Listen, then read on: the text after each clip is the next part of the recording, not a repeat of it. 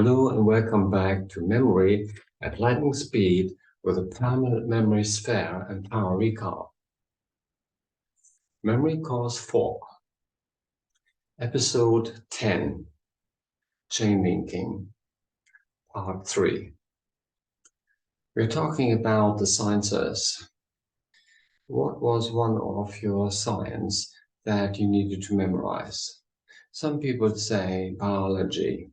Some people say physics. Some people say chemistry is a big one. A lot of people want to memorize chemistry. Now, when we are looking at chemistry class, what did we have to memorize back in chemistry? What was something? Do you remember?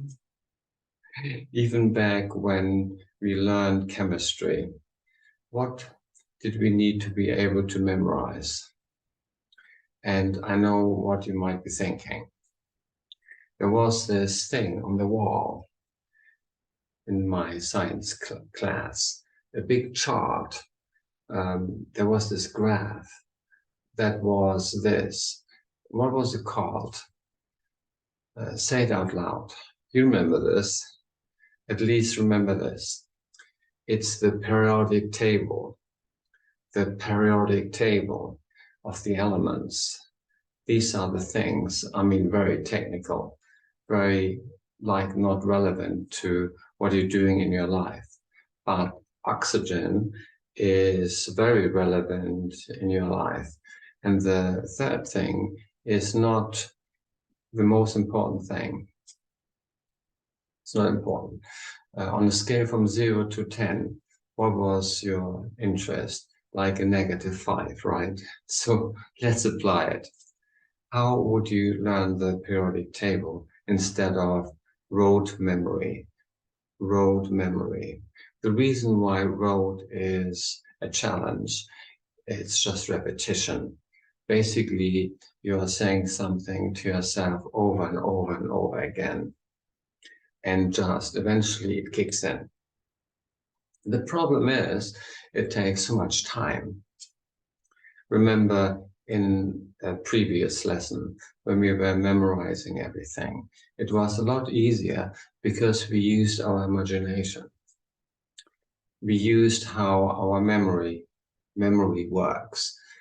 So we can work on memory better when we talk about the principles of memory. Now again, listen to it again.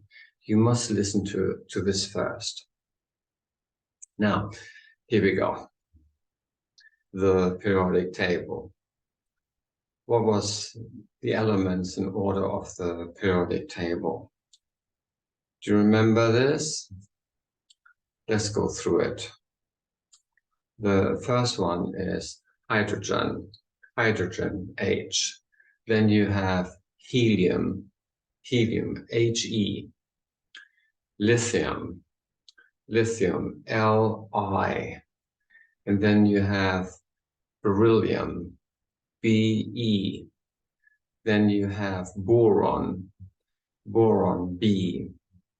Then you have carbon, C. Then you have nitrogen, N. Oxygen, O. Excellent. Then you have fluorine, F. Then the number 10 is an element called neon, right? Neon, Ne. Those are the first 10 elements of the periodic table. I know some might sound familiar to you because we've learned it back in school.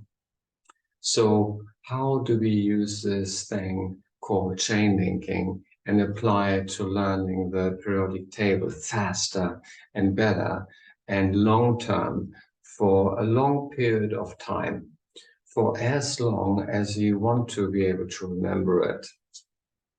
But it's not permanent yet. Here's what you do.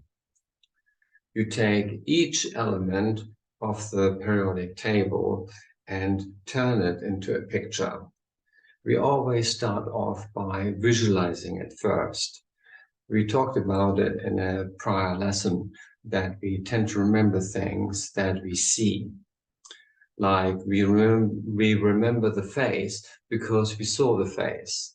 So how can we turn every single thing into a picture? T-I-P.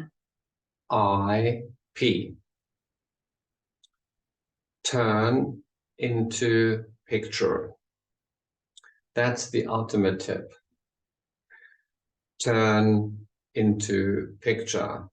The first thing you do is turn what you want to remember into a picture, because we think in pictures, we dream in pictures, just like when you get on an airplane, it doesn't say fasten your seatbelt.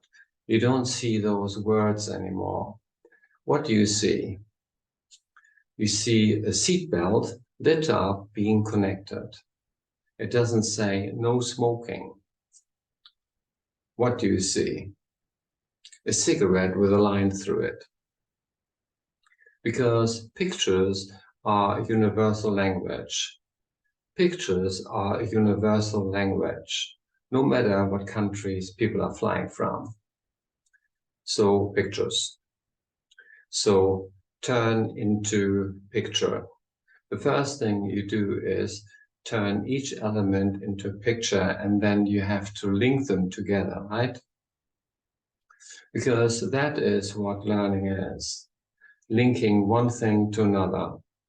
So that is the chain link. Thank you.